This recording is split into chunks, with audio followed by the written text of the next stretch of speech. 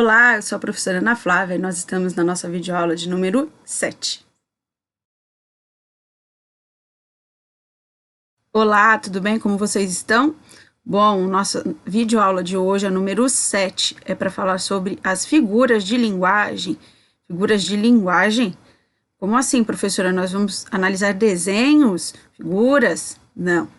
Quando a gente fala de figuras de linguagem, é o uso das palavras com outro sentido, fora do sentido próprio delas, em sentidos diferentes que ampliam, restringem, exageram, delimitam, comparam, utilizam do todo para fazer uma nova referência ao texto. Importante lembrar, as figuras de linguagem, quando bem utilizadas, transformam o seu texto num texto simples em um texto extremamente rico.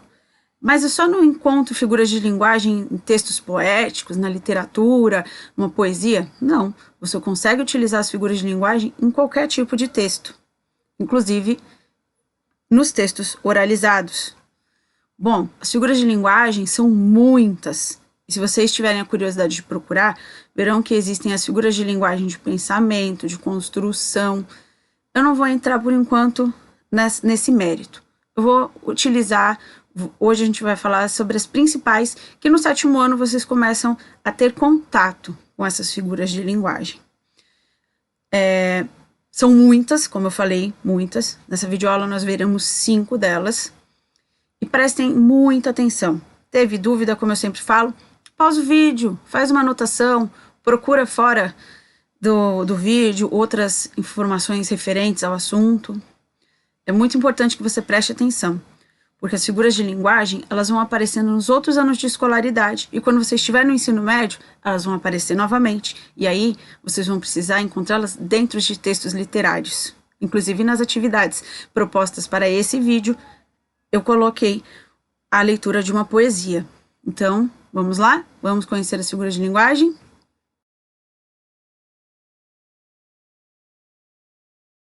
Para começar o nosso mundo fantástico das figuras de linguagem, nós vamos começar pela personificação ou prosopopeia. Nossa, que nome esquisito, né? Personificação ou prosopopeia. Alguns livros trazem com os dois nomes, alguns livros tratam só como personificação e outros como prosopopeia.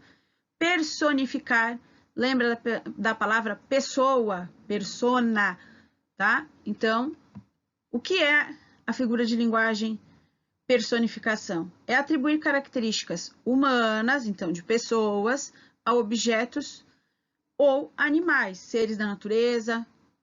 Como assim? Vamos, por exemplo, a lua beijava a face do lago adormecido. Nessa frase nós temos duas personificações. Primeiro, lua não é gente para beijar, então beijava. A lua não tem como beijar ninguém. E o lago adormecido, lago é gente para dormir? Não. Então, temos aí duas personificações. A rosa ficou rubra de raiva. Essa rosa aqui, gente, é rosa, a planta, a flor. Então, a rosa ficou rubra de raiva. Rubra é quando a gente fica vermelho, quando a gente tá com raiva. Então, rosa é gente para ficar rubra de raiva? Não. Então, ela ficou vermelha de raiva. Aí está a personificação. Eu dei característica de gente para uma planta. As ondas castigavam o rochedo. Onda é gente? Onda não é uma pessoa para castigar a outra. Então, castigar a personificação. A onda batia, mas ela batia tão forte no rochedo que quem olhou pensou, nossa, essa onda está castigando o rochedo. Tá bom? Tudo bem até aí?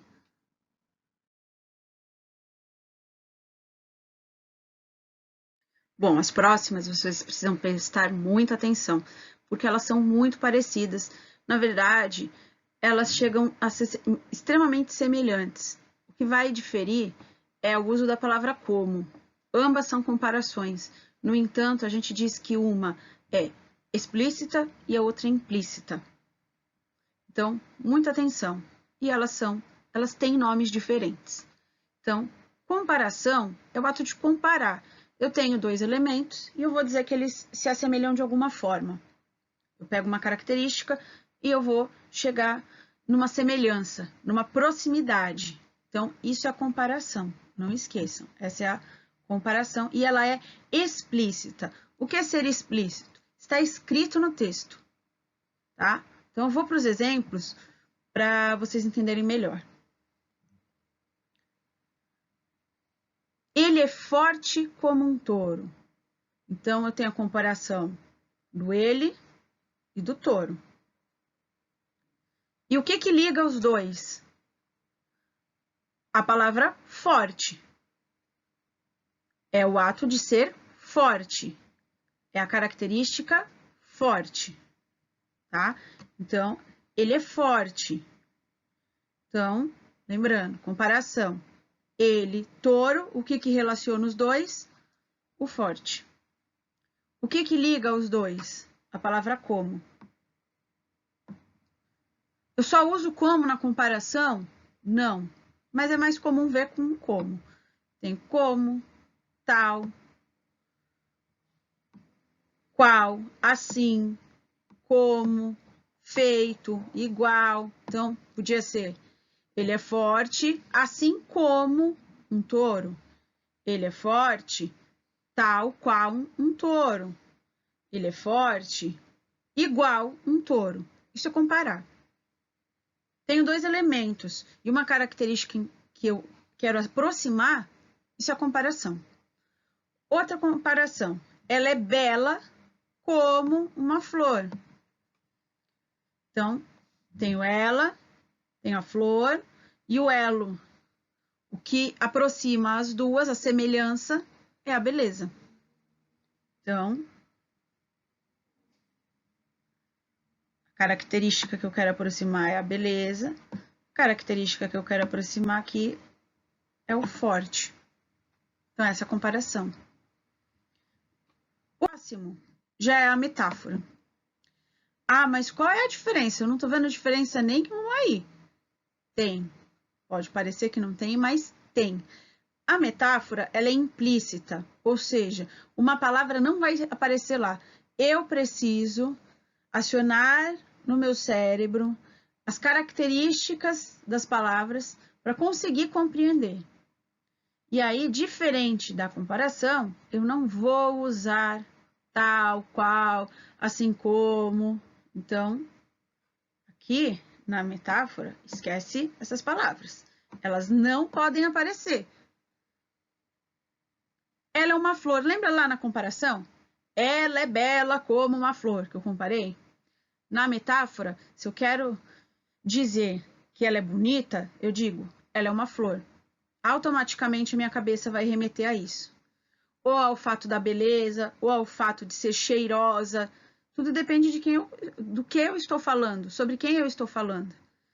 Como eu utilizei essa frase vinda da anterior, a minha semelhança ali, o meu grau de semelhança vem da palavra beleza. Então, ela é bela como uma flor, transformei isso numa metáfora, ela é uma flor. Quis dizer que ela é bonita. Lá na comparação, eu tinha, ele é forte como um touro. Agora eu vou montar a metáfora. Eu não posso ter o como e nem a característica. Ele é um touro. Ele é um touro significa que ele é forte. Então, de novo, na comparação eu tenho o como e a característica. Na metáfora, a característica não vai aparecer e nem a palavra como. Isso vai ser subentendido. A minha cabeça, ao ler a frase, automaticamente vai buscar o sentido, vai procurar a palavra que daria uma característica de semelhança.